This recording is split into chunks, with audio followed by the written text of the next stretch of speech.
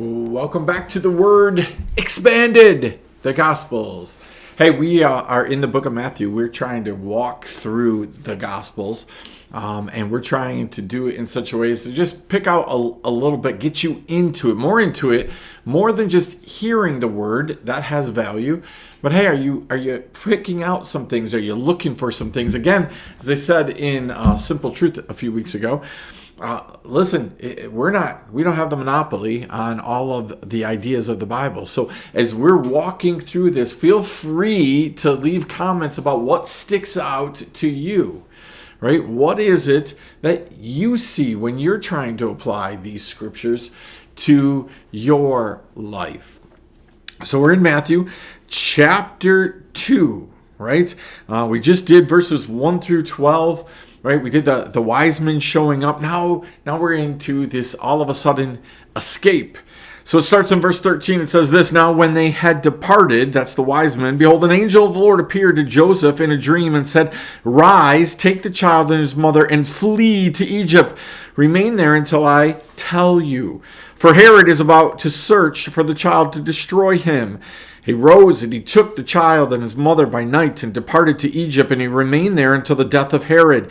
This was to fulfill what the Lord had spoken by the prophet, Out of Egypt I called my son. I'm going to stop there. We're going to finish this little section, but I want to stop there and say to you, listen, sometimes God gives us a warning way in advance. You know, like, hey, you might want to be careful about how you use your finances here. Something's coming, and you need to have finances for that. Or, hey, you might want to pay attention to this. Be on the lookout for this, right? Sometimes the enemy is far off in the distance. The watchman's like, hey, the enemy's coming. Be aware.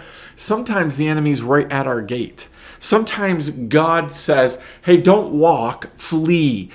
Leave right now. You need to be in tune with the Holy Spirit so that you can discern these different moments.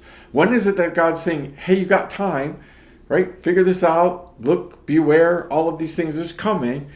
But when does God say, right now, leave?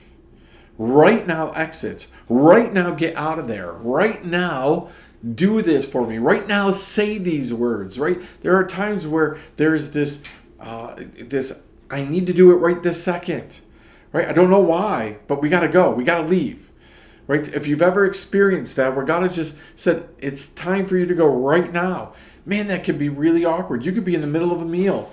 God could say, it is time to go. You need to leave right now.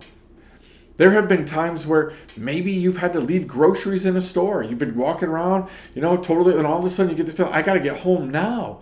You leave a whole cart full of things. Maybe God would say, you got to leave work right now. Imagine going to your boss and saying, I have no idea why. I just feel like I need to go home right now. Right? Being in tune with God, right? He's going to warn you about things that you may not even know what's going to happen. You may not even be aware of what is happening. Maybe God says, take a right here, and 1 second later, an accident happens and you're totally oblivious. You have no idea that an accident just happened. Right? There's a lot of times where God warns us, we react, and we may never know what it is that we were saved from, what it is that we were protected from.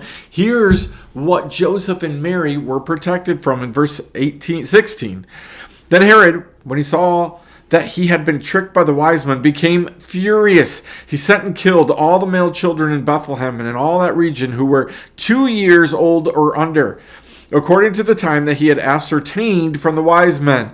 Then was fulfilled what was spoken by the prophet Jeremiah. Voice was heard in Ramah, weeping and loud lamentation. Rachel weeping for her children. She refused to be comforted because they are no more.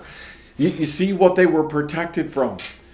A day later, a moment later, right? And they would have been dead. The promise, the plan of God's could have been thwarted. Right? They would have been in the wrong place, the wrong time. Now that doesn't mean that God would have let it happen, and we can go into all those kind of things. But the truth of the matter is, if they had been disobedient, there could have been a huge consequence. Right?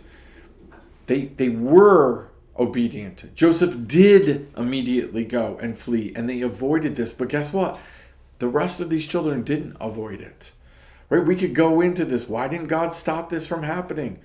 Why did God allow it to happen? Right? Again, the enemy was furious. Herod was furious, and he took out his fury on a bunch of 2-year-olds and under. Why? Because he was jealous. Right? God doesn't promise that he is going, right, to stop all of the craziness and the fury of the enemy. He's never promised that he's going to do that. He said the enemy has access to this world. The enemy is the prince of this world.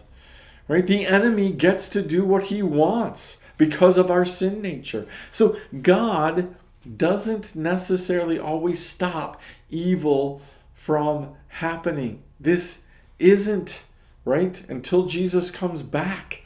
This is in the hands of the enemy. And the enemy's fury does crazy things. So maybe sometimes God's saying to you, get out of this situation so the enemy doesn't take his fury out on you. Hey, if you watch this and you have some examples, right, that you want to share, right, with us, so like, hey, yeah, listen, I listened to God one time and I avoided this, all right, this would have happened, or I would have been here, I would have been there. Share those with us. It's encouraging us to be obedient to God when we hear the stories of other people. There's a lot more in this section. You can point those things out. We'd love to hear them. We'll see you next time, though, on the Word Expanded, the Gospels.